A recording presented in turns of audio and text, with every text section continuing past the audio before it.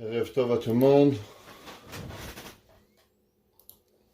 Erev Shabbat Parashat Vaishlach. Ok, pour ceux qui sont intéressés, on est au 5e shiur dans Eshet Chayil de Zera Shimshon.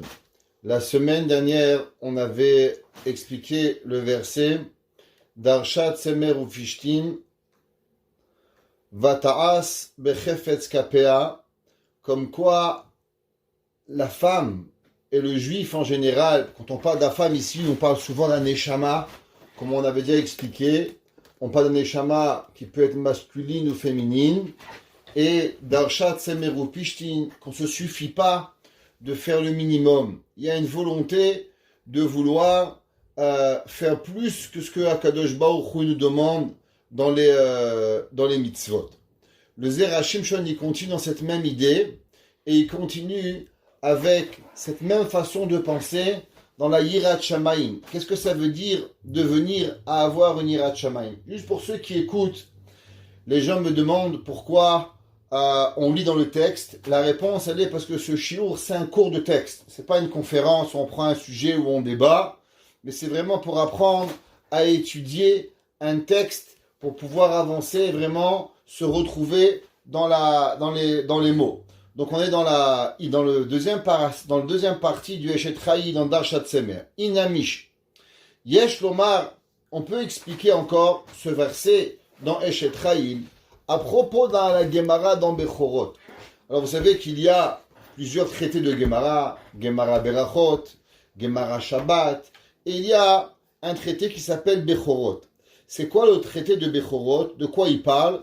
Généralement, elle parle de toutes les lois, de ce qu'il y a à voir quand une personne elle a un Bechor. Quand une personne elle a un premier-né, alors pas seulement les garçons, un humain, mais aussi tous les animaux Bechor, on a des obligations avec eux. Par exemple, si vous avez une vache elle a enfanté un veau. Le premier veau, il appartient au Kohen. C'est pour ça qu'on dit Kadesh li kol Bechor. Depuis qu'on est sorti de Eretz Mitzrayim, alors il y a aussi une mitzvah que les premiers-nés animaux appartiennent au Kohen. C'est ça qu'elle parle généralement, principalement, la Gemara dans Masechet Bechorot. Dans cette Gemara là-bas, la Gemara, elle parle de l'interdiction de Kilaïm. C'est quoi Kilaïm? On a expliqué un peu la semaine dernière. Kilaïm, ce sont la laine et le lin qui sont tissés ensemble. Quand on a du lin et de la laine et qu'on les tisse ensemble, alors il y en a Issour Kilaïm. Maintenant, comme dans toute la Torah elle va définir qu'est-ce que c'est la laine. D'où elle provient la laine? Est-ce que la laine, elle provient de n'importe quelle laine, c'est Assour? Ou bien seulement une catégorie, principalement, que la Torah, elle a interdit la laine. La Gemara dans Masechet Bechorot dit comme ça. De Rachel bat Ez, en lokim al samara mishum kilaim. Alors, juste pour comprendre de quoi on parle. La laine peut provenir de plusieurs animaux. Elle provient généralement d'une brebis. Qu'une brebis, normalement, sa mère, elle est brebis, et son père, il est aussi brebis, il est aussi un mouton. Seulement, il y a deux espèces qui peuvent se mélanger. Par exemple, les chevreaux, les chèvres et les moutons, ce sont deux espèces qui peuvent se mélanger. Par exemple, un papa chevreau avec un papa chèvre, avec une maman, une femelle mouton, ensemble peuvent avoir un enfant. Ou bien l'inverse, par exemple, si on a une chèvre, on a un mouton avec une femelle chèvre, et ils ont un enfant, cet enfant, il va être aussi appelé, entre guillemets, mouton, mais ce mouton, il a de la laine. Maintenant, vu que son père et sa mère ne sont pas des moutons, il y a un des deux qui provient des chèvres. Est-ce que ce mouton qui a un ascendant qui provient de chèvre, est-ce que sa laine est interdite de kilaïm, est interdite de shatnez? La Gemara, elle dit, Rachel, la femelle d'un mouton, une brebis, bat Ez, que sa mère, elle n'était pas un mouton, mais sa mère, elle était une chèvre. En lokim at samara mishum kilaim. La Gemara, elle dit, pour être chayav de shatnez, pour être chayav, comme quoi la laine et le lin sont interdits d'après la Torah, c'est seulement quand la la Rachel, seulement quand la femelle du mouton, ouais, elle est de elle-même, sa mère c'est une mouton, son père c'est un mouton. Mais s'il y a un des quatre, un des deux, qui n'est pas un mouton, qui est une chèvre, alors elle n'est pas chayav kilaïm. Chez Nema. Et d'où est-ce qu'on sait ça? C'est marqué l'otilbash chatnez. Tu n'as pas le droit de t'habiller en chatnez. Que veut dire le mot chatnez? Le mot chatnez, il veut dire principalement shu'am, tavoui, venuz. La Gemara a dit que le mot chatnez est une compilation de trois mots qui veut dire que ce sont le laine et la laine et le lin qui sont tissés ensemble. Et la Torah a dit peut-être que tu aurais pu penser que c'est toutes les espèces, par exemple du coton et du lin, du coton ou de la laine serait aussi chatnez. La Torah a dit non, tsemer ou pishtim, la laine et le lin. Seulement les deux, la laine et le lin, sont à son chatnez. La Gemara a dit ma pishtan shelo nishtana. La même façon que le lin, il ne peut pas provenir du lin différemment. Du lin, ça pousse de la terre. Tu plantes une graine de lin et tu as du lin. Av tsemer shelo nishtana. Dit la Gemara, de là on apprend aussi que la laine doit être la laine parfaite, sans avoir aucune ramification d'autre part d'une autre espèce, malgré qu'il est permis de mélanger les chèvres et les moutons et de les accoupler pour avoir des enfants. Mais si on a accouplé une chèvre et un mouton et on a eu un demi-chèvre, demi-mouton, eh ben cette laine-là, elle ne sera pas interdite d'après la Torah de mélanger pour pouvoir avoir du chatnez. Rachid explique pourquoi. Al samro shelse she'eno meyuchad, c'est les dorotav. Il dit parce qu'on veut avoir un mouton qui est parfait, qui c'est le seul qui est chaya. Dainu, ad shetiye meyuchadet rachel bed rachel. Seulement si vous avez des moutons, fils de moutons, filles de moutons, à savoir que ce soit une lignée parfaite, c'est la seule chose qui est interdite. Le Rambam, quand il a ramené les halachot de chatnez, il a tranché la halakha comme ce qu'on vient de dire qu'un mouton, fils de mouton. Mais s'il y a un côté chèvre ou du père ou de la mère, alors il n'y a pas de chatnez. Mais le Rambam, il a rajouté une halakha. Vous savez que dans l'halakha, il y a ce qu'on appelle des issours de marit ha'ayin. C'est quoi marit ha'ayin? Par exemple, l'halakha, quelques halakhot de marit ha'ayin, on va voir. Une des halakhot de marit ha'ayin, avons-nous le droit de boire du lait d'amande avec de la viande? Imaginez-vous, vous faites un poulet, de lait, un morceau de viande avec du lait d'amande. Là, c'est interdit, à moins que vous mettez des amandes dans la viande, ou bien que vous mettez des amandes dans le lait, que les gens vont comprendre comme quoi on a cuit la viande avec du lait d'amande. Pareil, avant qu'il soit très connu, le lait, le faux lait, le lait de soja par exemple, avons-nous le droit de boire du lait à café au lait avec du lait de soja après la viande? Exemple, moi quand je suis venu en Amérique il y a 30 ans, j'étais chez des religieux, ils m'ont servi à manger, servi à boire, un rabbin, une barbe. À la fin, ils m'ont dit, un café? J'ai dit oui. En Amérique, un café égale café au lait. Moi, il m'amène un café, il est blanc. Je deviens blanc comme le café. Pire que le café est encore marron clair. Moi, je suis devenu blanc. Je les regarde, je comprends pas qu'est-ce qui arrive. J'arrive plus à manger, j'arrive plus à respirer. En sortant, je demande à ma chavouta, je dis, mais où on a mangé? Des gens, ils mangent bassar bechalav. Ils nous servent de la viande. 2 secondes après, ils nous servent du chalavi. Qu'est-ce qui arrive? Et là, il me dit, mais t'as pas compris, c'est pas du lait, c'est de la crème soja. Alors en France, c'est pas très connu, la crème soja. En Amérique, les petites crèmes, c'est très connu. On n'a pas besoin de mettre la crème soja comme quoi c'est. Mais dans un pays où on ne connaît pas, si on va servir à quelqu'un, par exemple, de la crème soja après de la viande, on doit lui amener la petite boîte. Pourquoi? Pour s'assurer que les gens ils comprennent qu'on ne boit pas du lait après la viande. Pareil, le Shulchan Aruch il écrit. Et il dit si quelqu'un il va boire du sang de poisson. Vous savez que d'après la Torah, boire du sang c'est assourd. Un homme il veut boire du sang, il n'a pas le droit. Maintenant, le sang de poisson, il n'est pas interdit comme le sang de viande. Ça ne s'appelle pas du sang. C'est pour ça qu'il n'y a pas de mitzvah, d'obligation de saler les poissons. Vous salez la viande pour retirer le sang. Je sais que beaucoup d'entre vous aujourd'hui, vous savez même plus qu'est-ce que ça veut dire salé. On va au boucher, tout est pris. Il y avait un temps où vous achetiez de la viande et quand vous l'ameniez à la maison, vous deviez la tremper pendant une demi-heure, après la saler pendant 1 heure, la rincer pendant 3 fois. Ça s'appelle la halachot minicha, les lois de viande, parce qu'il est interdit, les lois de salaison, parce qu'il est interdit à un juif de manger du sang. Maintenant, le poisson, vous le mangez sans même le saler. Pourquoi? La Gemara dit parce que le sang de poisson, il s'appelle pas du sang. Il s'appelle rien du tout. Ça s'appelle du tsir, du jus. Qu'est-ce qui se passe si quelqu'un, il prend dans un verre du sang de poisson et il veut boire? Est-ce qu'il a le droit? La Gemara dit on n'a pas le droit. Pourquoi on n'a pas le droit? Marit ha'ain. Quelqu'un, il va te voir et il va dire, ah, j'ai vu le rabbin, il a bu du sang. Ah, il ne va pas dire du sang de poisson. Il va dire qu'il va boire du sang normal. Alors après, il va faire une interdiction. La seule et unique façon qui nous est permis de boire du sang de poisson, c'est si on met dans le poisson quelques écailles, que les gens ils vont voir comme quoi on n'a pas bu du sang de viande, mais on a bu du sang de poisson. Le Rambam il dit, quand un homme il fait de la laine et il fait du lin, alors les gens ils vont pas savoir d'où elle vient la laine. Est-ce que sa mère elle était une femelle de mouton, ou bien sa mère était une femelle d'une chèvre, ils vont pas savoir. Ils vont voir du lin et de la laine, et ils vont voir qu'on est en train de faire un habit. Alors automatiquement, la fois d'après, ils vont dire, j'ai vu un rave, il avait du lin et de la laine, il a permis. Alors eux aussi vont faire chatnez. Le Rambam, il écrit,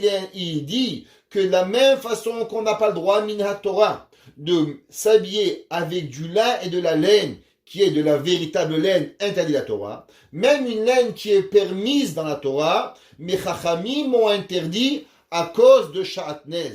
Aval hasur midivrehem mipne marit ha'ain. Le Rambam, il a dit que cette halakha-là, elle est interdite à cause de marit ha'ain. On n'a pas le droit de le faire pour ne pas transgresser les interdits des Rabbanan. Que veut dire Darshat Semer ou Pishtim? Il dit le Zera Shimshon. Qu'est-ce que ça veut nous apprendre, ce pasouk qu'on apprend Darshat Tsemer ou Pishtim, Vataz Bechefetz Kapea. Vehaisha Azot, c'est qui cette femme? On parle de la femme vertu, la femme qui a une grande vertu, Eshet Chayil, la femme par excellence. Afalpi Sheasa Adrash Shel Tsemer ou Pishtim. Même que elle a fait. C'est quoi Darsha Tsemer ou Pishtim? Que veut dire le mot Darsha? Vous savez, on a déjà appris qu'il y a 4 façons d'apprendre la Torah. La Torah, elle s'apprend généralement de 4 façons. Ce qu'on appelle le pardes. C'est quoi le pardes? C'est les 4 mots qui nous expliquent les 4 façons d'apprendre la Torah. Le premier, c'est pshat. Pshat veut dire la traduction littérale. Deuxième, c'est drash. Ça vient comme du mot midrash, qu'on prend un verset, et de ce verset, on apprend un moussar, c'est du drash. La troisième, c'est remez. Remez, c'est une allusion. Et la quatrième, c'est sod, c'est le secret. Donc la deuxième explication, ça vient du mot drash. Alors maintenant, on va prendre le mot darsha, tsemer ou fishtim. Que veut dire le mot darsha? Alors, on peut dire de 2 façons. Ou bien on va dire darsha, qu'elle a tissé, et elle a appris, et elle a vendu le lin et la laine, comme on a vu. Que elle, comme on a vu dans la dernière fois, que malgré que son mari lui a fait seulement demander la laine, mais le lin, elle était exemptée, mais elle a voulu faire plaisir à son conjoint, et elle a compris le bonheur de donner, et a donné beaucoup plus que son mari lui a demandé. Maintenant, il y a une autre explication. Le mot darsha veut dire être doreshet. C'est une femme qui connaît la Torah. Une femme qui connaît la halakha. Et cette femme-là, elle sait pertinemment que ce que la Torah, elle a interdit, elle a seulement interdit la laine et le lin. Quelle laine? Seulement la laine d'une brebis, fille de brebis. Mais s'il y a une brebis, fille de chèvre, elle sait qu'elle n'est pas interdite. Cette femme, elle connaît la halakha. Ou les fils mutar chibur min semer pishtim. Et c'est pour ça que cette femme-là, elle aurait pu pertinemment prendre un habit de lin, de laine, qui est brebis, fille de chèvre, et de tisser un habit. Im kolze vataas bechefetz kapea. Qu'est-ce qu'elle a fait? Que veut dire le mot chefetz? Le mot chefetz veut dire volonté. Vataas, elle a fait bechefetz. Elle a fait la façon que tout le monde le veut. Qu'est-ce que ça veut dire la façon que tout le monde le veut? Alors, il y a une halakha dans le Shulchan Aruch. Le Shulchan Aruch dans Ilchot Erev Yom Kippour, ainsi que dans Ilchot Shabbat. Il y a une grande question halachique. On ne va pas débattre du concept halachique tellement aujourd'hui, mais on va essayer d'expliquer certaines choses. Il y a une mitzvah que tout le monde connaît, qui s'appelle la mitzvah de Tochacha, qui s'appelle la mitzvah de faire des remontrances à certaines personnes. Le Shulchan Aruch se pose deux grandes questions. Il y a une grande question qui est, exemple, le port des bijoux. D'après la halakha, vous savez mesdames, une des grandes questions dans la Torah, c'est que les femmes n'ont pas le droit de porter aucun bijou dans la rue. Zéro. Zéro bijou. Pourquoi? La Gemara dans Masechet Shabbat, elle dit qu'il y a un interdit des Chachamim, que toute chose que quelqu'un il peut faire montrer à quelqu'un d'autre, on n'a pas le droit de mettre Shabbat. Pourquoi? Parce que de peur qu'il va le faire montrer à autrui et qu'après il va porter. Exemple, on va prendre un exemple que tout le monde connaît, des gants. Avons-nous le droit de mettre des gants Shabbat? On ne parle pas quand il y a un hérouve. Je ne parle pas. S'il y a un hérouve, ça ne s'applique pas. Mais on parle dans un endroit où il n'y a pas d'hérouve. Imaginez-vous, vous êtes je ne sais pas dans quelle ville, à Hong Kong. À Hong Kong, il n'y a pas d'hérouve. Il fait froid là-bas. Et maintenant, est-ce que vous avez le droit de mettre des gants Shabbat? Le Shulchan Aruch dit qu'on n'a pas le droit de mettre des gants. Pourquoi? Parce que quand on va aller dans la rue, on va voir un ami, on enlève le gant, on serre la main et on remet le gant. Qu'est-ce qui va se passer Shabbat? De peur que vous allez enlever le gant et vous allez lui serrer la main et après vous allez commencer à marcher. Et quand vous allez marcher, vous allez transgresser les lois de Shabbat, Hotsa'a. Hotsa'a, c'est porter 4 amot, 4 coudées dans la rue. Celui qui porte 4 coups dans la rue Shabbat, il est chayav mita. C'est comme si il a fumé Shabbat dans la rue. C'est très grave, avec Shalom. Alors, Chachamim, ils savent que c'est une des halachot les plus compliquées. Milechet Hotsa'a, c'est la loi de Shabbat, une des 39 melachot, qui est la plus difficile à accepter. Pourquoi? Les gens disent, faire du feu, je comprends, j'ai le droit. Porter une valise, porter une armoire de mon basement à ma maison en haut, j'ai le droit. Porter un mouchoir dehors, j'ai pas le droit. Mais il est fou ce rabbin. Alors, la Gemara a dit que Melechet Hotsa'a, c'est une des melachot que les gens ils comprennent pas. Ça s'appelle Melacha Groua. Les gens, ils arrivent, tu fumes pas, ils arrivent que tu portes pas la lumière, mais beaucoup de personnes ont de la difficulté avec la Melacha de Hotsa'a. Un jour, il y avait toute une she'ela avec un mariage qui avait été fait au Maroc, d'un homme et une femme. Après, ce monsieur, il avait divorcé de cette femme-là, et il avait marié sa sœur, qui était de la Torah, et il avait eu des enfants. Et le Rav Ovadia Yosef avait voulu interdire le premier mariage, du fait que les deux témoins, ils portaient Shabbat le mouchoir. Et le Rav Messas lui avait dit qu'on ne peut pas faire cela, parce que malheureusement, au Maroc, beaucoup des gens, ils ne comprenaient pas la gravité de la loi de Hotsa'a, et ils portaient Shabbat. Et que si on allait rendre pas correct ces témoins non cachers, alors malheureusement, tous les gens du Maroc auraient été des gens Mechalel Shabbat. Et il n'a pas laissé invalider la première mariage, on a dû laisser les enfants tous mamzerim, d'après la halakha. On finit l'histoire ici. La Gemara a dit qu'il y a une question. Beaucoup de femmes, et aujourd'hui toutes les femmes, elles portent des bijoux Shabbat. D'après la halakha, une paire de boucles d'oreilles, vous n'avez pas le droit. Une bague, vous n'avez pas le droit. Peut-être pas la bague de votre mariage, que d'après la halakha, on a le droit, parce que c'est la seule bague que les femmes, elles n'enlèveront jamais. Pareil, porter une montre Shabbat. La Gemara a de peur que tu vas arriver et tu vas dire à quelqu'un, tiens, regarde ma montre. Et après, tu vas prendre la montre, tu vas la regarder et tu vas porter Shabbat.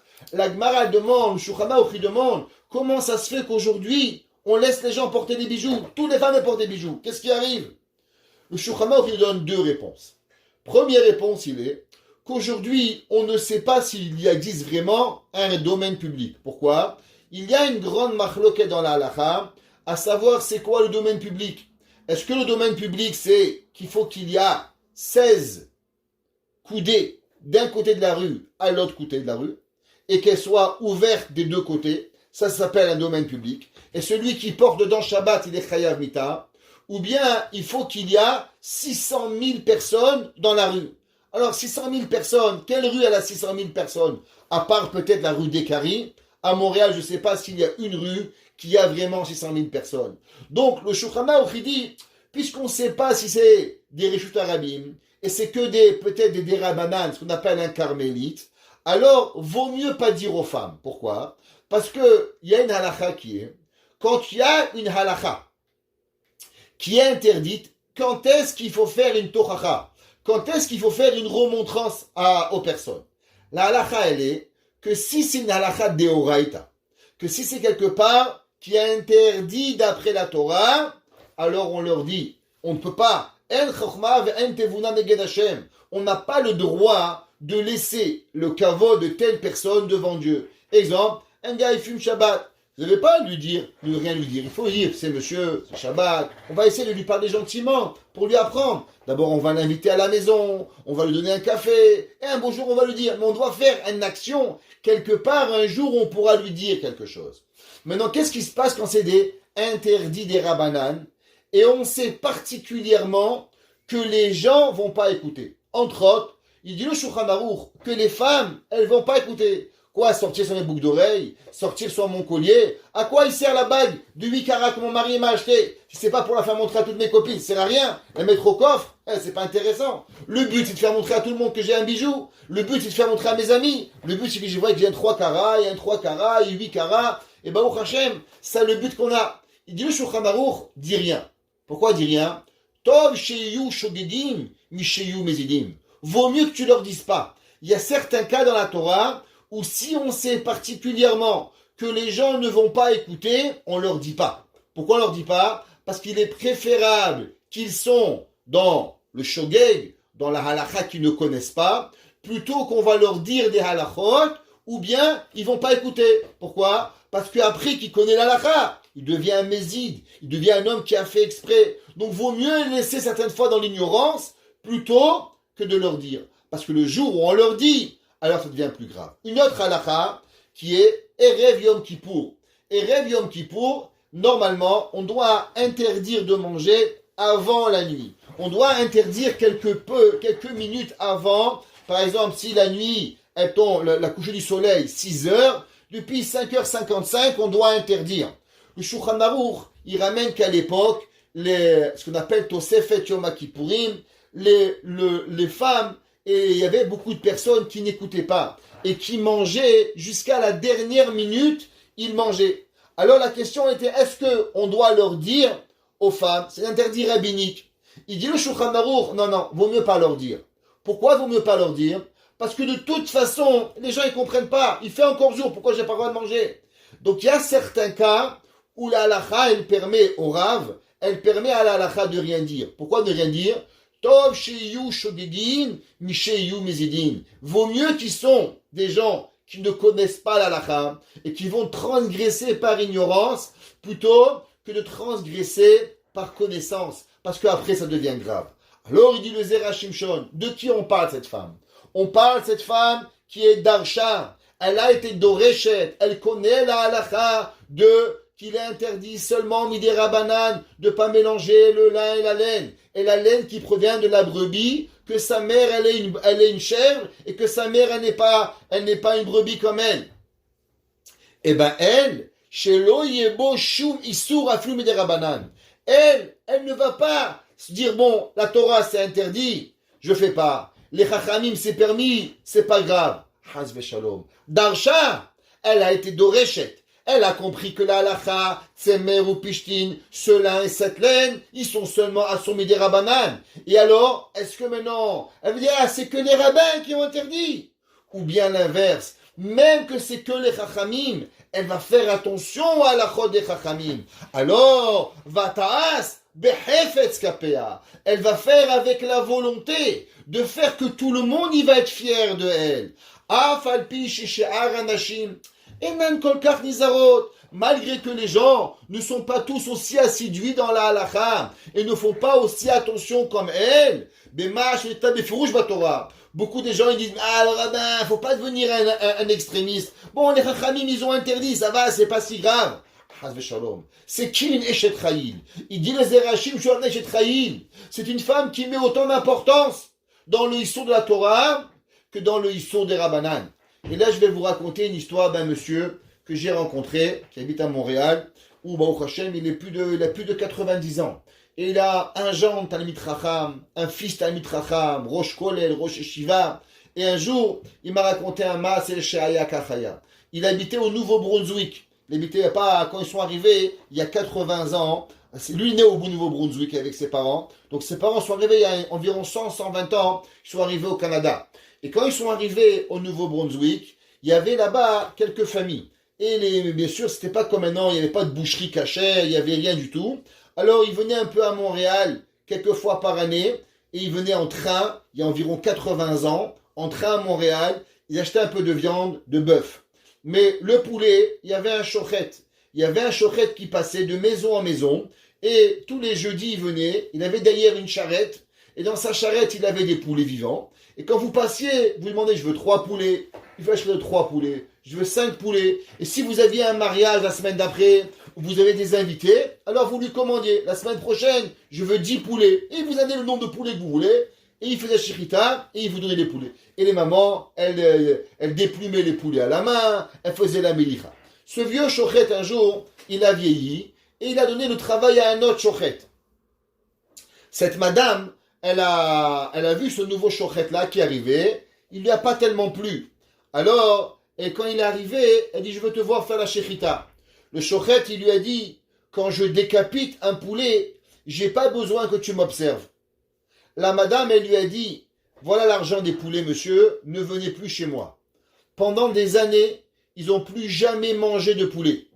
Et ce monsieur, il m'a raconté que sa maman, elle lui a dit, quand elle a écouté qu'un monsieur, il lui dise, je décapite un poulet, elle dit, chez nous, on ne décapite pas les poulets.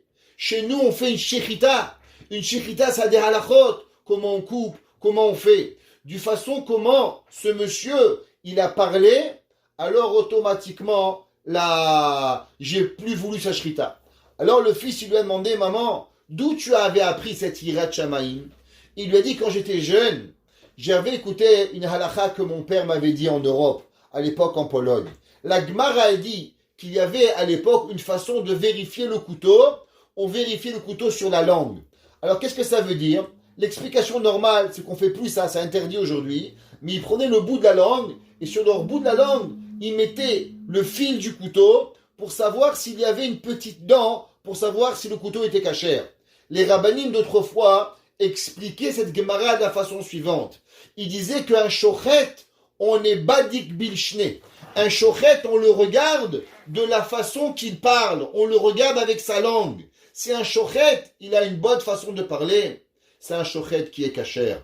Un shochet qui ne parle pas de la bonne façon, qui est agressif comment il parle, qui a une bonne façon mauvaise façon de s'exprimer, qui n'est pas trop cachère, alors on ne prend pas de sa viande. Et ce monsieur, il m'a dit, j'ai été zoché, que tous mes enfants sont des guédolim. Grâce à quoi? Grâce à ce que ma mère nous a inculqué la cacheroute à faire à la maison. Katan de kagadol, petit comme grand, à combien on doit voir? C'est ce qu'il dit l'Eshet Raïl ici. Il dit les Zera Shimshon. C'est quoi la Eshet Raïl? La Eshet Raïl, c'est la personne, elle connaît la halakha. Qu'est-ce qui est moutard, qu'est-ce qui est permis? Au moment où on connaît, l'important, ça n'est pas de dire, ah, maintenant je connais, c'est que des rabbanan, c'est pas grave. À l'inverse, elle fait attention à la halakha comme exactement autant important de la Torah comme des rabbanan. De la même façon qu'on avait parlé la semaine dernière, qu'une femme, elle se suffit pas de faire ce que son mari lui demande,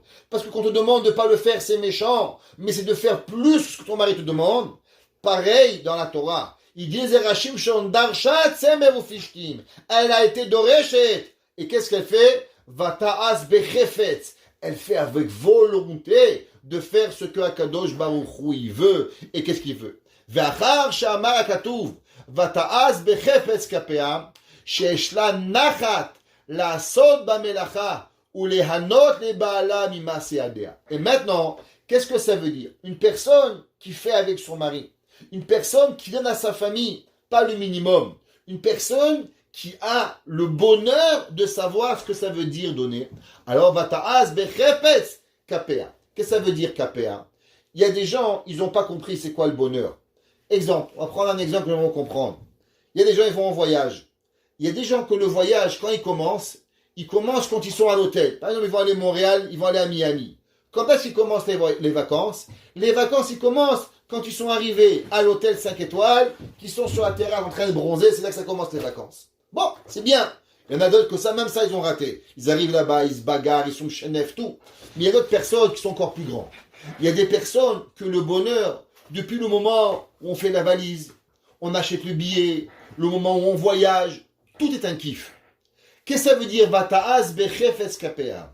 Il y a des gens que le bonheur, c'est que chaque moment de leur vie, ils sont un bonheur. C'est-à-dire, c'est pas juste de faire que son mari a le sourire. C'est pas ça. C'est pas seulement que Akadosh Baruch Hu me donne le bonheur. Vata'az bechefetz kapea. Ça veut dire que même au moment où elles font le fait de savoir qu'elles font plaisir à leur mari, à leurs femmes, à leurs enfants, à Kadosh Baruch Hu, même on n'est même pas dans l'Olam Haba, on est encore dans l'Olam Hazé, déjà c'est suffisant pour avoir du bonheur. Même le travail en soi-même, il est honorable. Shesh la nachat, la sok bamelacha, ou lehenot le baala mimase yadea, et d'avoir un bonheur exquis, à savoir même dans ce bas monde.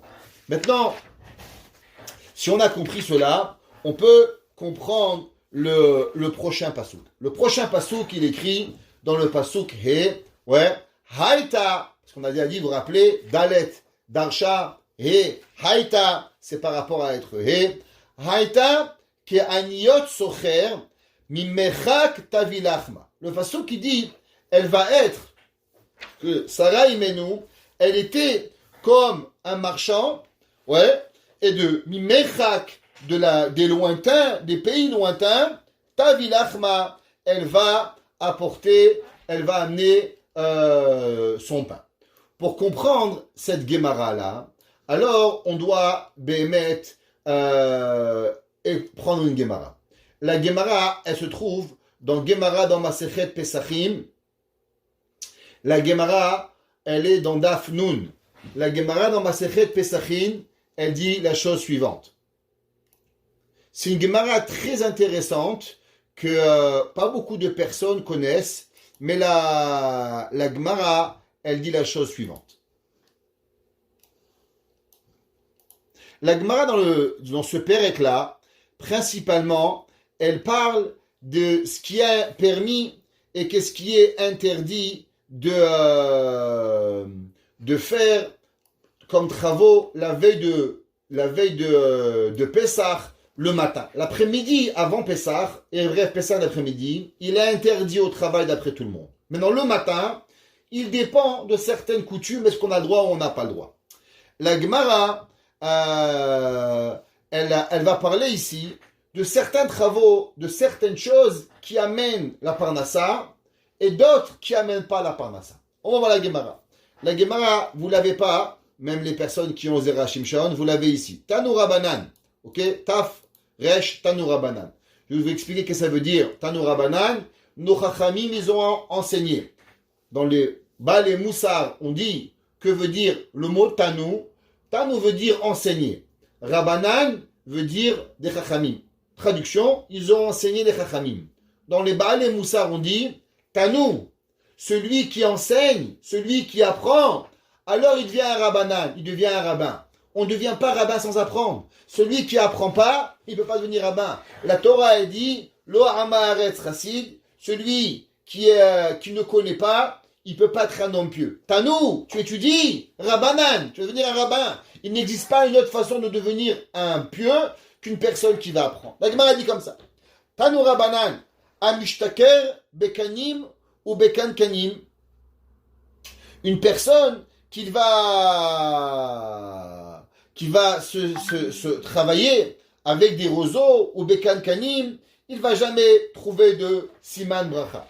La Gemara dit ici, Tanoura Banan, Tagre, Simta ou Magdale Be'ema, pardon, juste la Gemara, pardon, ici. Voilà. Tanoura Banan. La Gemara dit Tanoura Banan. Ametsape lesra rishto. celui qui attend que le salaire de sa femme pour vivre, ne sautez pas en l'air, mesdames, Verechaim est celui qui a un moulin, Eno roe siman bracha leolam. Il va jamais avoir de la bracha à la maison. Je répète la Gemara. Tanu Rabanan, Ametzape lesrarishto.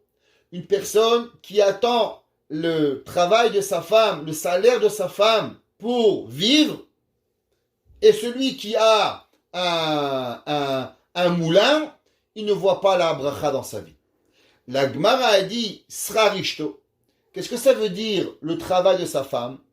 La Gemara a dit metuklata. C'est quoi metuklata?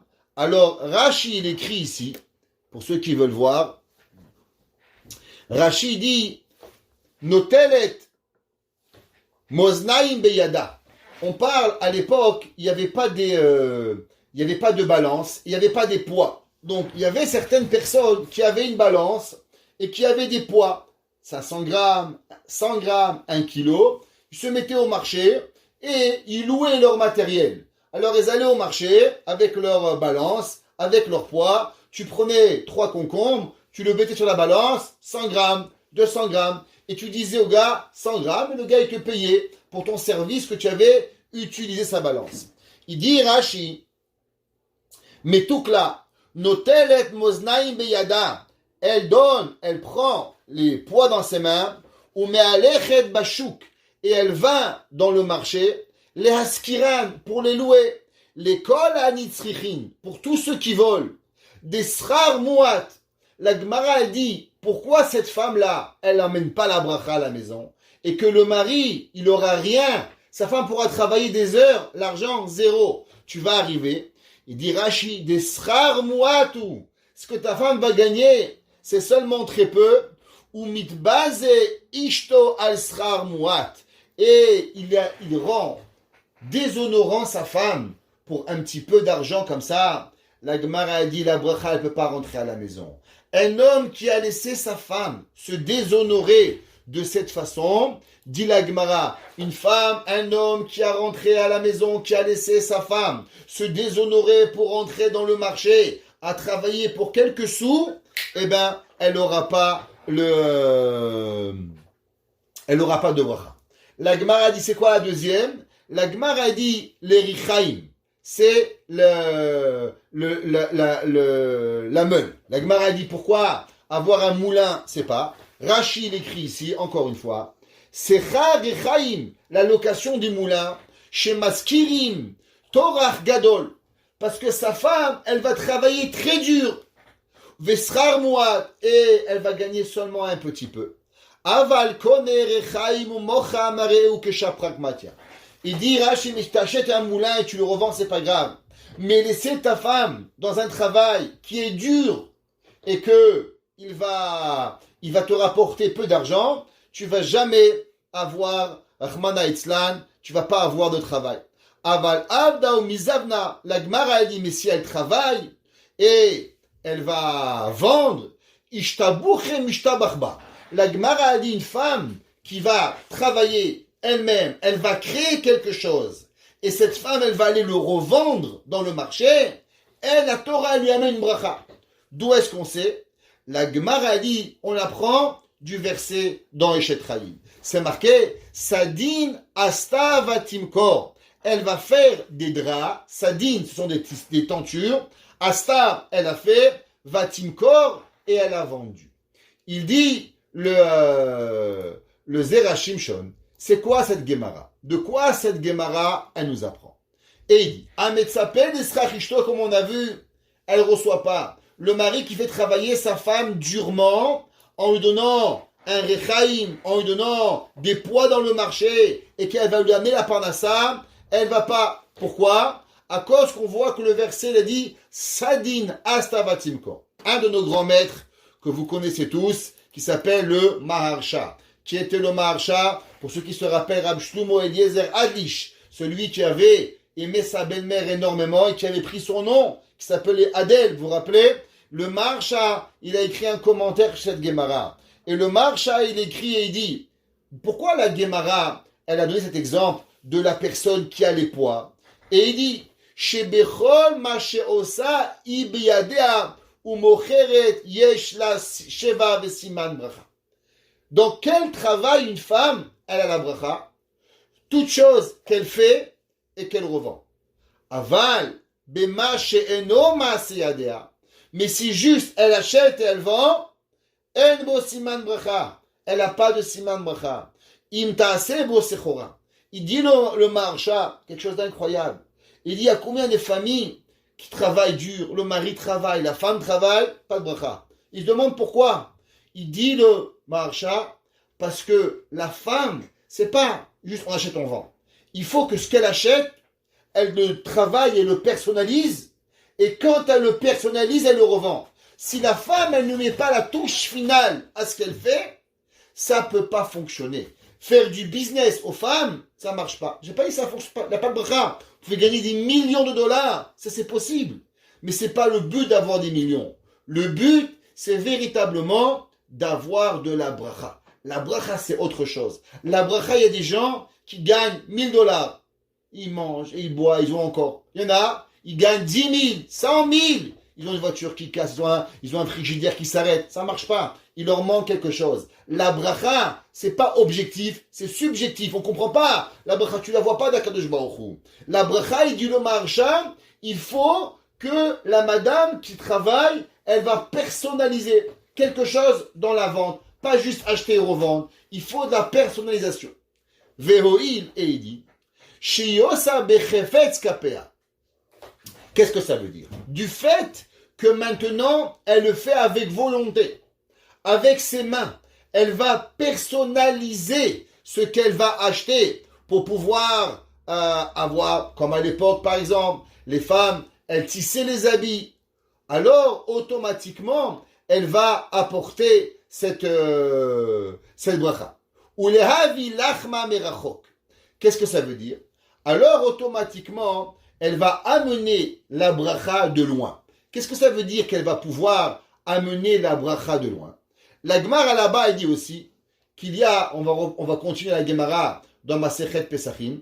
Je ne sais pas si vous voyez quand je lis je ramène la Gemara ou vous ne le voyez pas. En tout cas, j'espère que vous le voyez. La Gemara, elle dit ici, Tanura Banan, Arba Purutot, En Bahem Siman Bracha, Leola. La Gemara, elle dit qu'il y a 4 genres d'argent qui n'amènent jamais de bracha. Tu fais du travail, il n'y a pas de bracha. La Gemara a dit, Srar Kotvim, ceux qui écrivent, à l'époque, pas tout le monde savait écrire. Alors, il y avait des scribes. Les scribes, ils n'amènent pas d'argent. Vous savez, la Gemara a dit que même les sofrim, ils n'ont pas jamais riches. Mon rêve, il disait toujours, quand vous voyez un sofer qui est riche, de 2 choses. Ou bien il n'est pas sofer, ou bien il n'est pas riche. Choisissez de ce que vous voulez. Mais un sofer riche, il n'y en a pas. La Gemara a dit qu'un sofer, il ne va jamais devenir riche. Toute personne qui est scribe et son travail, il ne va pas devenir riche. Ok? La Gemara a dit Srar Kodvim, Srar Meturgamanim. Ceux qui traduisaient. C'est quoi les Meturgamanim? À l'époque, il y avait le Rav. Le Rav, pas comme maintenant, il doit crier pour qu'on l'écoute. Le Rav, les gens, ils étaient intéressés avec le Rav. Le Rav, il parlait doucement. Et il dit le chiot. Et il y avait un haut-parleur. C'est quoi un haut-parleur? Un homme qui avait une grosse voix. Et que lui, il parlait très fort. Et que tout le monde, il écoutait. La dracha du Rav. Comment est-ce que la dracha du Rav, il parlait? Il parlait Shabbat, Yom Tov. Alors comme la majorité de ton argent, il le faisait avec un travail Shabbat, il n'avait pas de bracha. Sachar Yetomim. La Gemara a dit que ceux qui travaillent avec les orphelins, ils n'ont jamais de bracha. La Gemara a dit pourquoi? La Gemara a dit parce que les orphelins, tu leur as volé 1 sou, jamais ils te pardonnent. Alors, jamais il y a de bracha qui peut arriver de leurs mains. Et la Gemara a dit Humaot, Habaot Imdinatayam. Et celui qui envoie faire du business avec la Chine, avec le Japon, à la fin tu perds tout. Pourquoi? À la fin il t'arrive un problème. La Gemara a dit Bish Lama, je comprends. Srar Meturgamanim, Mishum de Mirze Keskar Shabbat. Que ça a l'air qui prend l'argent de Shabbat. Umaot Etomim, et l'argent des orphelins, je comprends. La Benemichenu, Ma'od Nutayam. Pourquoi? Mais l'argent qui vient l'argent qui vient des pays, qui vient de Chine, de Japon, pourquoi pas? La Gemara a dit, Mishum de lav kol yom mitrarish nisa. La Gemara a dit, parce que tu peux pas toujours compter sur les miracles. La Gemara a dit que les miracles sont pas toujours gratuits et on n'a pas toujours le droit de compter sur les miracles. Pour comprendre cette Gemara, on doit comprendre Behemet, une Gemara dans Masechet Ta'anit. La Gemara dans Masechet Ta'anit Daf Chavdalet. La Gemara, elle dit la chose, la suite, comme ça dans Masechet Ta'anit. Et laissez-moi vous lire deux Gemarot dans Masechet Ta'anit. Une dans la page 24.2 et une dans la Gemara 24.1. La Gemara, elle dit la chose suivante.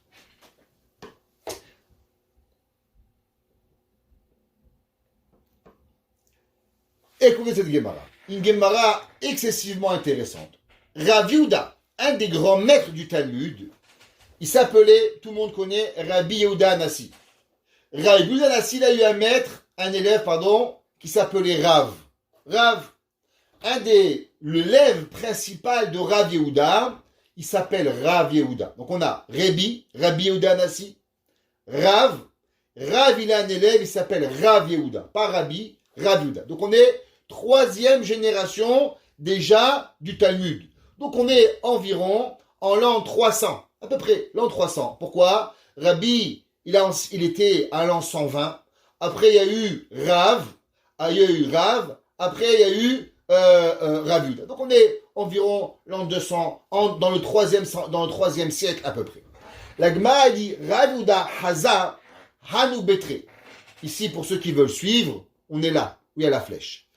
Je ne sais pas si vous voyez ou vous ne voyez pas. J'espère que vous voyez. Si vous ne voyez pas, laissez-moi savoir. Je remets la page.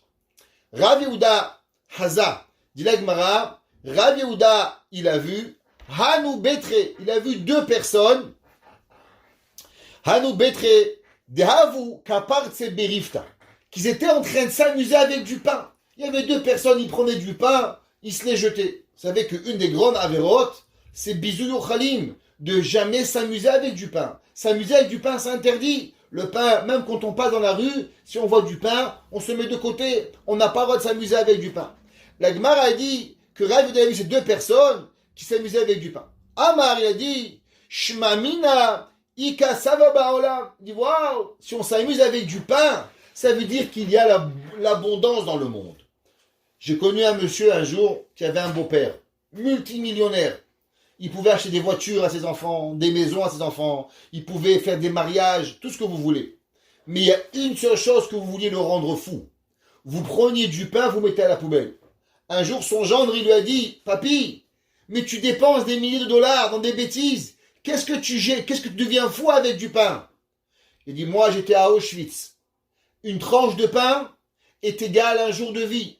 On peut dépenser de l'argent, mais on ne dépense pas la vie. La vie, on ne jette pas. » Alors, Rav Yehuda, il a vu que ces gens-là, ils s'amusaient avec le pain. Il dit donc, le monde, il est riche. Yahiv En. Il a regardé sévèrement. Il y a une marloquette. Qu'est-ce que ça veut dire, Gemara? Un, il dit qu'il a été très fâché contre le monde. Il a voulu punir le monde entier. Il y en a qui disent que non. Qu'est-ce qu'il a fait? Il a voulu punir sa ville. Mais à ce moment-là, c'était un moment de dîne dans le monde. Et le monde entier, il a été puni. Yahiv Evne Havakafna. À ce moment-là, le monde est arrivé en problème économique, plus de pluie, et il y a eu une famine qui s'est installée dans le monde. Il y a eu une récession à ce moment-là. Les Chachamim, ils ont vu que malheureusement, il n'y avait plus d'eau, il n'y avait plus d'arbres, ça poussait plus, et le problème est devenu, et ils ont compris que s'il y a eu un problème, d'où ça venait? De chez Rav Yehuda. Donc, ils ont voulu que Rav Yehuda, qui était un homme très pieux, qui sortait très peu de sa maison, qui comprend la détresse des gens du pays de Bavel, en quoi ils étaient. Dit la Gemara, alors, Chachamim, ils ont vu, il venait avec Amou les Rabbanan et Rav Kahana. Ils ont dit Chachamim à Rav Kahana, Béré de Rav Nechunia, qui était le fils de Rav Nechunia, Sham'e, qui était le serviteur, l'homme de chambre, le majordome de Rabbi Yehuda, ils lui ont dit, Mar, de Shriach Kame, ni acheté des lifik pitre de Samuch le Shuka. S'il te plaît, il y avait deux portes dans la maison de Rabbi Yehuda. Une porte qui était par le petite ruelle et une porte qui était par le marché. Et s'il te plaît, quand Rabbi Yehuda va sortir, fais-le sortir dans la rue du marché, de façon à ce qu'il va voir la détresse mondiale, à combien Rabbi Yehuda, il était un homme qui va avoir pitié du monde. Alors, Assia, c'est comme ça qu'il a fait. Il n'a pas laissé le rabbin sortir par la ruelle, il a laissé le rabbin sortir par le marché. Venafak les shuka. Et il est sorti dans le marché. Bepitra samuch les shuka. Haza, il a vu Knufia. Il a vu que là-bas, il y avait une famine. Comment il a vu? Amar lehu mayhach. Il a dit mayhach, qu'est-ce que c'est? Amar le akusva de tmare kaime. Des kamis d'aval. Il a vu qu'il y avait plein de monde qui s'associait, qui se groupait. Il a dit, mais qu'est-ce que vous faites ici? Il a dit, voilà, qu'est-ce qu'on fait? On attend tous qu'il va y avoir une vente d'un seau de dattes. Il n'y a rien à manger. Alors on est en train d'acheter un seau de dattes. Alors on est tous venus se rassembler pour qu'on puisse acheter une date. Chacun de nous, il va acheter une date. Amar, il a dit, Shmamina, Kanfa be'alma, Kafna be'alma. Si tout le monde il s'agroupe pour acheter un seau de date, c'est qu'il y a la famine dans le monde. Amar les Sham'e. Écoutez cette Gemara. Écoutez la grandeur de nos Chachamim. Si ce soir vous rappelez seulement cette histoire, ça vaut la peine. Amar, il lui a dit les Sham'e. Il était son serviteur. Shlof li mesan'e. À l'époque, pour pouvoir prier, qu'est-ce qu'il faisait? Quand on devait prier pour la pluie, on enlevait les souliers. Alors il avait des souliers avec des lacets. Quand Rav était vieux, il a demandé à son élève, s'il te plaît, enlève-moi les souliers et je vais prier à Kadosh Baruch Hu pour qu'il amène la pluie sur la terre. Shalaf le chad misana. Il a enlevé un seul soulier. À ce moment-là, ve'ata mitra. Dès qu'il a enlevé un soulier, il y avait le ciel était bleu, il y avait la famine, des mois sans manger. Au même moment où on lui a délacé un lacet, les nuages sont venus, la pluie a commencé.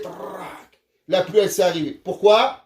Pour pas que Rav, il commence même pas à prier. Le fait qu'il a eu la volonté de prier sur le monde, ça a suffi à Kadosh Baruch Hu de pouvoir, Béhémet, avoir à Kadosh Baruch Hu qui fasse le miracle. Alors, il a dit, Kimata les Mishla Facharina. Le serviteur, il a voulu délacer la deuxième chaussure. Ama ata Eliyahu. Tout de suite, il est venu, il est en avis. Va amar le Hakadosh Baruch Hu. Il lui a dit, je t'en supplie au nom de Dieu. Ishalaf aharina machimna le alma. Si tu vas enlever la deuxième soulier de Rav Yehuda, il va commencer à pleurer, le monde va se détruire. Juste arrête de prier. Même pas la prière, elle est nécessaire de Rav Yehuda. La peine de Rav Yehuda d'avoir enlevé une chaussure dans la rue, c'est déjà suffisant pour abreuver tout le monde. La Gemara, elle continue, elle dit Ara Amar Rav Mari Bre de Bat Shmuel. Il y avait un Rav, il s'appelait Rav Mari, fils de la fille de Shmuel. Comment elle s'appelait cette fille-là? Elle s'appelait Rachel. Alors, pourquoi on appelle Rav Mari bar Rachel? Et pourquoi on appelle ça Rav Mari bat de Shmuel? Alors, la Gemara elle raconte qu'il y avait une histoire. Il y avait un jour la fille de Shmuel. La fille de Shmuel, qu'est-ce qu'elle a eu? Elle s'est fait prise en captive. Et quand elle s'est fait prise en captive, elle a été violée par un homme qui s'appelait Assir. C'est son nom. Et ce monsieur Assir-là, il a allé avec cette fille de Shmuel, le grand maître du Talmud, imaginez-vous, qu'est-ce qui s'est passé là, les nouvelles Alechem. Mais ce monsieur-là, quand il a vu la Torah, il s'est converti. Et il s'est marié avec cette femme-là.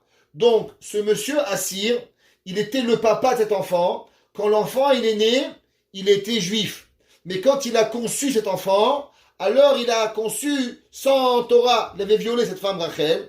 Alors, ce Rav Mari, on l'appelait Rav Mari bar Rachel. On l'appelait Rav Mari, fille de Rachel. pour se rappeler que cette femme-là, elle avait été violée et que malgré cela, elle était restée dans la Torah. Et cet enfant qui est devenu, on aurait pu penser qu'il va devenir un voyou.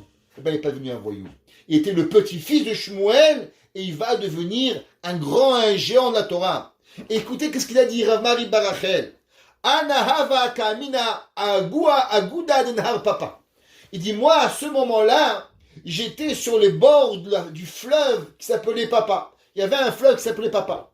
Chazae les malaché. J'ai vu des anges du ciel, des idmou les malché, et qui ressemblaient à des marins. Des kamaite chala, umanu le arve ve'avu kimcha. Et ils prenaient des sacs de sable, ils remplissaient du sable, et les paquets de sable se transformaient en farine. Il y avait la famine dans le monde. Alors eux, les malachim, ils prenaient les sacs de sable, ils les remplissaient, et instantanément, ils se transformaient en farine, et ils ont rempli un bateau pour abreuver et nourrir le monde. Kimcha de Sad, des Smida. Atu, Kule Alma le Mizvan. Tout le monde, il est venu pour acheter la farine. Amar Lehu, il leur a dit à ce moment-là, Rav Yehuda, écoutez Rav Yehuda, le géant de la Torah. Amar Lehu, Meha, Lotis Venun, n'achetez pas cette farine. Pourquoi? Des Maasenissim. Il dit cette farine, elle provient des miracles. On n'a pas le droit de se servir des miracles. De cette histoire, regardez d'abord les géants de la Torah. Ils voyaient des anges, ils voyaient Eliyahu Hanavi, on leur enlève une chaussure. Mais moi, de cette histoire, je vais vous dire qu'est-ce que j'ai appris le plus. C'est pas des rabbins. Que des rabbins peuvent voir Eliyahu Hanavi, j'ai pas de problème. Que des rabbins ils peuvent voir des anges, j'ai pas de problème. Mais que des gens affamés, le Rav, il leur dit, n'achète pas à manger, c'est interdit. Mais aujourd'hui, on le lapide, le Rav. Aujourd'hui, on le prend, on le coupe en morceaux. Les gens, ils ont écouté. Il n'y a pas un qui a acheté 1 gramme de farine. La Gemara a dit, les machar, qu'est-ce qui s'est passé? Aïtan arbe dechite. Il est venu un bateau rempli de blé, des Parzina, qui étaient remplis de la ville de Parzina. Il a abreuvé le monde. Qu'est-ce qu'on voit d'ici? On voit qu'il nous est interdit de se servir de quelque chose qui vient d'un miracle. Toute chose qui provient d'un miracle, il est assourd de se servir. On n'a pas le droit de se servir de quoi que ce soit qui provient d'un miracle. Pour continuer, avant qu'on va expliquer aux Zera Shimshon, on va rapporter une autre Gemara. Il y a la Gemara, elle raconte une histoire très intéressante à propos de la Gemara. Elle ramène une autre histoire dans la Gemara à propos d'un grand rave de l'époque qui s'appelait Yehuda Ish Bar Tuta. La Gemara, elle dit Ish Elazar Ish Birta. C'était qui Elazar Ish Birta? D'après beaucoup, c'est Rabbi Eliezer Ish Bar Tuta. Mais à l'époque, il n'était même pas encore rave. Il était seulement un homme simple, un homme de Torah et de mitzvot. Qui était Elazar Ish Birta? La Gemara dit comme ça. Kad avu chazale gabetz daka. Vous savez, il y a des gens, quand ils voient les rabbins ramasser la tzedaka, ils se sauvent. Ils n'ouvrent pas la porte de la lumière. Il y a un gars chez moi, il m'a dit, il a mis des volets noirs. Je dis pourquoi? Il me dit parce que comme ça, les pauvres, quand ils viennent, ils croient que c'est noir, que je ne suis pas là-bas, ils n'ouvrent pas la porte. Il y a des gens, tu appelles 20 fois pour la tzedaka, ils ne t'appellent pas. Eliezer Ish Bar Tuta, qu'est-ce qu'il faisait? La Gemara dit quand il sortait dans la rue, il donnait tellement d'argent que les rabbins qui s'occupaient de la tzedaka, ils se sauvaient de lui. Pourquoi? Parce qu'ils savaient que tout ce qu'il avait, il donnait. Imaginez-vous, tellement il donnait d'argent que les chachamim, ils avaient honte de prendre de lui. Alors ils se sauvaient. Alors la Gemara a dit que Elazar Ish Birta, kadhavu chazele gaba et tzedaka, quand les gens nommaient de la tzedaka, parce qu'à l'époque, ce n'était pas les rabbins qui ramassaient, il y avait des gens qui étaient en charge de la tzedaka pour la ville. Avu tashumine, ils se sauvaient de lui. De kol maïdehava gaba yahivleu. Parce que tout ce qu'il avait, alors il donnait. Yom achad, un jour, ava salik les shuka, les mizvan nidunya les barte. Un jour, ce Rabbi Elazar Ish Bar Tuta, il avait le mariage de sa fille. Qu'est-ce qu'on fait? On va aux courses. Alors il est parti acheter tout ce qu'il avait besoin pour la dot de sa fille. Les meubles, les lits, à manger payer le traiteur, le photographe, le vidéoman, la caméraman, tous les man que vous voulez. Il avait une somme, il avait des sacs pleins d'argent. Alors, les gens, ils ont su que Rabbi Elazar, Ishbar Tuta, il va aller dehors pour faire le mariage de sa fille. Qu'est-ce qu'ils ont vu? Quand ils l'ont vu, ils se sont sauvés. Il dit, mais non, il va tout nous donner l'argent, alors il va tout nous donner, sa fille, elle n'aura plus rien.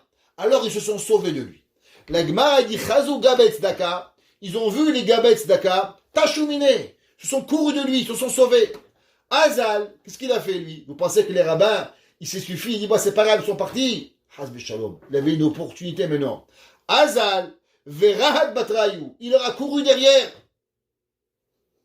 Amaleu, Ashbi'atru, je vous jure au nom de Kadosh Baruch Bemaya Siktu, qu'est-ce que vous avez?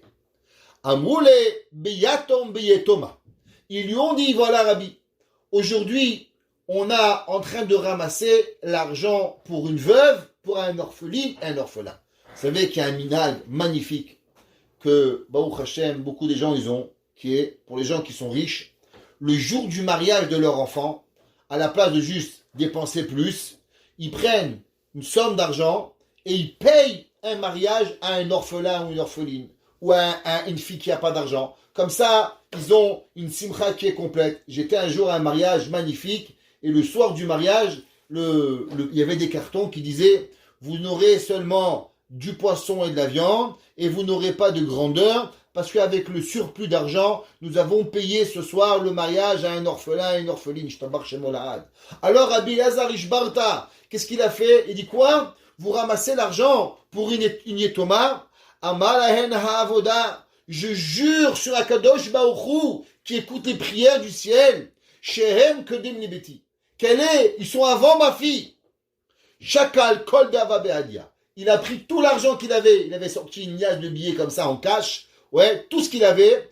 Il leur a donné. Pashuleu Chadzouza. Imaginez-vous, il leur a demandé combien vous avez besoin. Il dit on avait besoin de 10 999 $. Et lui, il avait pris 11 000 $. Il restait $1, un zouz. C'est rien un zouz. C'est une petite somme d'argent de rien du tout. La Gemara a dit, qu'est-ce qu'il a fait? Il leur a donné tout l'argent. Il lui restait un sou, une pièce. Zavan, l'échité. Il est allé et il a acheté du blé. Combien? Un petit kilo de blé. Va'asik, shaida, be'achlaba. Et il a mis dans le grenier. Atad bitu. Elle est venue, sa femme, ouais, Amarla, les barté. Elle demandait à sa fille, Maï aïte avour. Nous, quel meuble? Ton père, il est allé à Cartier, il est allé chez Brix, il est allé chez quel magasin? Où ils sont les meubles? Où ils sont tout ce que ton père, il a acheté pour le manger? Amrala, kolma de aïte. Tout ce qu'il a apporté, be'ach là-bas. Papa, il a mis tout dans le grenier. Shadite, atiali miftach baba, be'ach là-bas. Elle a voulu ouvrir la porte du grenier. Chaza akalba de magachite. Elle a vu que le grenier était rempli de blé. Veka nafka betsinora. Et le blé, il sortait par les fenêtres. Le blé, il sortait dans les portes, dans les jointures. Il y avait du blé qui explosait de partout, la Gemara a dit. Des dasha velomiptach. Tellement il y en avait qu'elle pouvait même plus ouvrir la porte du grenier. Le grenier était explosé de blé. En un mot, il a acheté 1 kilo. Akadosh Baruch Hu, il a fait exploser le kilo. Il a rendu des milliers de kilos. Velo miftach baba michite. Azla barte. Sa fille, elle a compris ce qui s'est passé. Elle est allée au Beth Midrash. Azla barte le Bet Midrasha. Où est le père? Vous croyez que le père, il est en train de jouer aux cacahuètes? Il est parti au marché. Il est parti étudier la Torah. Amrale, elle lui a dit, Boure, ma salecha ahofra. Viens voir ce qui t'a fait, celui qui t'aime, le créateur du ciel. Amarla, il lui a dit, Ha'avoda, je jure sur Dieu, Harehen hekdesh alecha, que tu n'as rien le droit de toucher de tout cela. Ve'en echa ba'em, ela ke'achad mi'ani Israël. Tu pourras prendre de là seulement le strict minimum. En un mot, il avait acheté pour 1 kilo. il lui est venu pour $1 million. Il lui a dit à sa fille, tu ne prendras pour ton mariage seulement le minimum comme toutes les filles pauvres du Ham Israël. Pourquoi? Parce que on n'a pas le droit de profiter des miracles, mais on voit quand même qu'on a un certain droit. Dans la première histoire, tout a été interdit. Dans la deuxième histoire, un minimum nous a été permis de pouvoir apprendre. Be'at Hashem, la semaine prochaine, on continuera. Quel est le rapport avec Eshet Chayil, Aita Kanyot Socher, Mimecha Tavilachma. On continuera, mais juste avant, je vous poserai une question, à savoir s'il nous est interdit d'utiliser les affaires de miracle. Alors il y a une grande question de Hanouka, et je vous demanderai d'en discuter avec vos maris et vos enfants durant Shabbat. Cette question a été demandée par le Rabbi Chaim de Brisk, à savoir les Hashmonaïm, les Maccabim, ils ont trouvé une petite fiole d'huile qui suffisait seulement avec, d'après certains, 1 jour, ou d'après certains, même pas 1 jour, et ils ont allumé pendant 8 jours. Et quand ils ont rempli la fiole, ils ont rempli l'huile, alors l'huile, la bouteille d'huile, elle s'est re-remplie. La bouteille qui se re-remplit, ça veut dire que la bouteille, elle s'est remplie avec de l'huile de miracle. Nous venons de dire ici dans cette Gemara qu'il nous est interdit d'utiliser quoi que ce soit qui vient de miracle. Alors comment ça se fait que les Hashmonaïm ont utilisé l'huile de miracle pour allumer la Hanoukia quand après ce que nous avons vu de la Gemara, il est formellement interdit. Ce n'est pas dans le Zera Shimshon, c'est juste de quoi vous faire travailler la tête et discuter ça avec vos maris et vos enfants, de façon à ce que nous avons tous, Beth Hashem, la semaine prochaine, la suite du cours, et nous finirons en même temps le cours dans Eshet Chayil, de Reuven et Issachar et Zevulun, que Madame Yona Kouriat, elle nous demande. On verra que la semaine prochaine, la fin du 6e cours sera la fin aussi de Issachar et Zevulun dans Issachar et Zevulun par rapport à Shir HaShirim. Besorot Tovot, Shabbat Shalom.